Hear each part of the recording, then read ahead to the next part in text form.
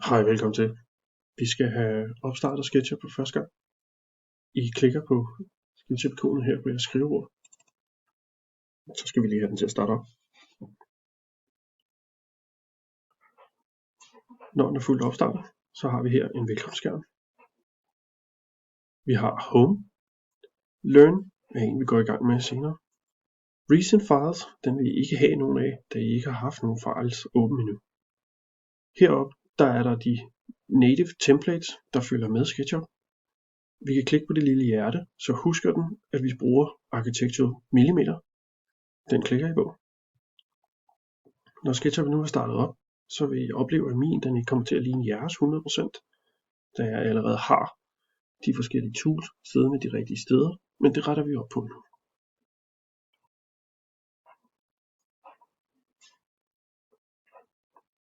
Sådan der. Den første vi skal kigge på, det er den default tray herover. Der ligger der en masse informationer, som vi skal have, men der ligger også en masse, vi ikke kan bruge til noget. Så I starter med at klikke på Window, Manage Tray. Klik her på Default Tray, så vi kan få tændt for fluebenene.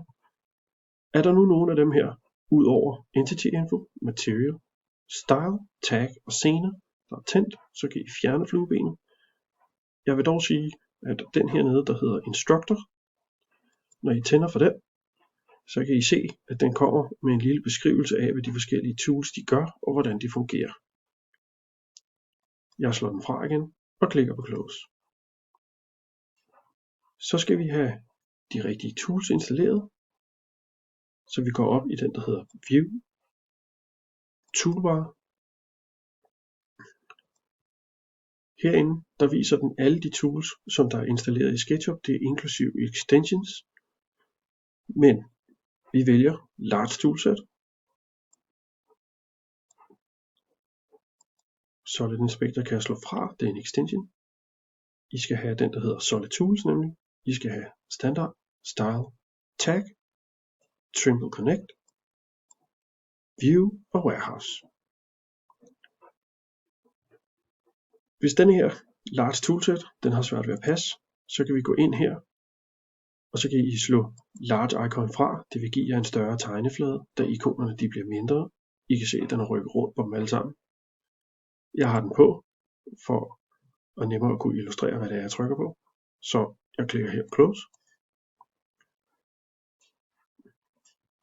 I kan se her i siderne på de forskellige tools. Denne her rubrik her, det er for eksempel den, der hedder Solid Tools. Der er der sådan en række, hvor at min musemarkør her, den ændrer sig. Det er fordi, vi kan flytte rundt på dem. Vi kan trække dem sammen, og I kan trække dem ned. Forsøg at se, om I ikke kan lægge, så I har så meget af det her tegneflade som muligt, som vi nu skal bruge. Skulle det ske, at det her Large Toolset, den ligger sådan løst ude midt i det hele, kan I klikke på den blå 2 gange, så vil den automatisk lægge sig herovre i venstre side. Det samme med den her Default Tray, at skulle den blive væk, så har vi heroppe i Window, og så inde i Default Tray her, der kan I se, der står den står High Tray, så vil den være forsvundet. Hvis jeg klikker på Window, Default Tray, så kan jeg sige Show Tray igen.